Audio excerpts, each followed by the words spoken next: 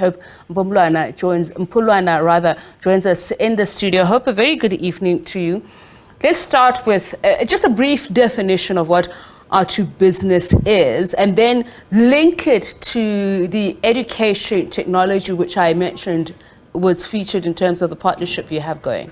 All right. I mean, thank you for the introduction, by the way. Very, very spot on. So, as mentioned, Art2Business is basically a digital open submission platform for contemporary art and emerging artists.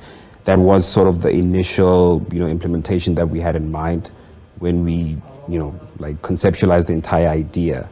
So it's actually grown to become more than that, in a sense that it was seen as an edtech tool by the Tshwane University of Technology, right? And since then, it has actually grown to help students who are studying their diplomas in fine art with the Faculty of Arts and Design with the Tshwane University of Technology complete their work integrated learning module. This is the second year running, and if you were to download the current versions that are available, for clients, all the bodies of work that are there are populated by these students' work. So yeah. So you're somebody who has studied IT, so this is obviously something that would be easier for you to digest. But I'm curious how you went from that to the arts world. I know the creative economy is a big thing at the moment, but tell me about what brought you to this space. Well, what brought me to this space is literally my fascination with how people, tend to look at the world, especially from a creative perspective, right? So with that being said, I studied IT, as you have mentioned, particularly majoring in software development. For me to end up in the arts is through my fascination with, people's perceptions of creativity. Most importantly, in 2017, when I was doing my internship, I was actually wondering, why does the office space not have a rotating art gallery, right? Where they would sort of lease works from emerging talents, just support the arts. And also that would give the employees something very beautiful to look at while they work. That's literally how we ended up here. So it was just an idea that came about as a way of supporting the arts industry in the country, because that is one of the backbones of South Africa.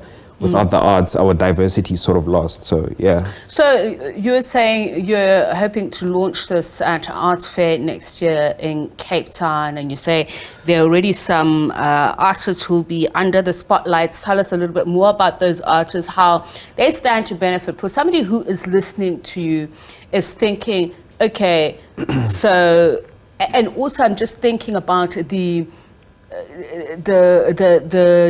value chain in terms of earnings. How do you control the IP, your own creativity, etc.? All right. So with regards to the artists, because without the artists, the platform doesn't exist, So they are the major priority. And with that being said, I've been working I've been working with particular artists since the idea was in its conceptual phase until it's a product now for for quite a while now. And we've cultivated a relationship. So the artists that I'm working with have actually also grown from where they were in the grassroots when we both met to where they are right now, where they're ready to exhibit at a launch. Namely, one is called Lebohang Mabone and the other Steven Langa. They very, the emerging artists who have so much potential to grow. And for me, I have so much privilege in knowing these people, because without them, I wouldn't know where to start. So with that being said, how they stand to benefit is that they stand to benefit in terms of in a monetary perspective. Art2Business works on an 80-20 commission split. So for every sale that's made, we want the artists to gain as much as they can from the work that their hands have created. Because without their hands, that work doesn't exist. So I'm just curious, this experimentation, is this what's led to them getting some international attention? As you said, gallerists, critics, journalists abroad are already starting to catch on to their work. You don't want to take too much credit. But well, I wouldn't want to do that, but then I can give credit to my team that I've been working with. Quite recently, I've met people that have actually helped us in an incredible manner. Since we started this idea, from its conceptual phase, the Department of Sports and Arts and Culture has played a role in helping us develop the idea into a product. And now, we are just trying to get out the garage, essentially, because most software companies, the whole... So I'm interested about something. So you say Art2Business is split in 2 mobile applications, and that's caused some confusion, but it's something that you're working on. Tell me a little bit more about the 2 and how you are going to then pivot and make it more accessible, more efficient. All right. So since we developed the application, when we're planning it, we decided to break apart the service into 2 mobile applications, one that is catering the artist and one for the collectors and the clients, right? Since last year, we actually had some sort of a rude awakening where we realized that most people don't know how to separate these 2. So we found most people downloading the wrong application. And ever since then, we've actually been, seated and looking to integrate both applications into one space. And how this would work is that, certain user rights would be given based on who you log in as. Do you log in or create an account as an artist, or do you create an account as a collector or a curator or client?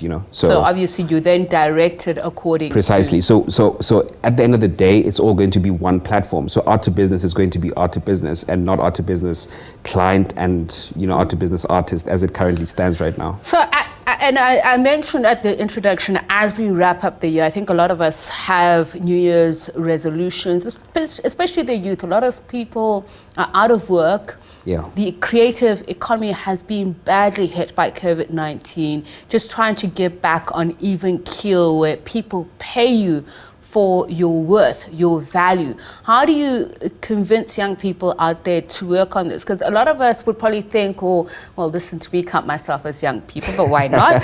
So seed capital, people are probably thinking, where do I get it? The 4th industrial revolution, as you know, government is always preaching this at us. How am I a part of this without thinking too lofty, but still being profitable? Well, that's a very interesting question, With regards to our resolution, just to address that, because I think it sets the ball rolling for, the grand scheme of things. We just want to get started. We just want to actually start seeing the application prove itself right now. And I think with its success, it will then drive more youth and more people keen to know more and work with us towards our application. And in turn, the traffic we receive is then going to, how can I put it, make it very difficult for institutions, in particular government institutions in South Africa, to ignore us. Because besides what we are doing and the initiative that we've taken, there's actually been quite a few publications on the news where artists were coming up with, cunning ways to sort of gain this reputation and be seen within the spotlight. People have been as far as, setting up what they call pop-up exhibitions, where someone is walking around with a body of work and they would set up a stall, by a traffic light or a busy intersection just to gain that, exposure. So with the 4th industrial revolution, it doesn't have to be like that. Every single industry can have, means to have a sophisticated platform that can cater to their needs. And Art2Business is becoming that within the arts and crafts space. So COVID-19 taught us a very harsh lesson, because during that period where most industries were closed due to the very, very harsh, lockdown restrictions, the only flourishing industry that was operational at that time was the e-commerce industry. Hence, we took, the basic principles of how the e-commerce industry operates with our business model, and we're bringing it into one, so that in case there's another pandemic where we're forced to sit down, people can still make a living off of the work that they create. The primary focus here is to take away the notion that South Africa does not know how to fight youth unemployment. I hope we talk to you at another time. Unfortunately, we've run out of time, because I would have liked our viewers to hear how you learned to pivot. I mean, you said at some point you started selling chow mein during COVID-19, just to make sure that you keep abreast of, your financial earnings or even livelihood. But that's a conversation for another day. Thank you so much for coming through. Hope Mphulwane is the CEO and founder of Art2Business.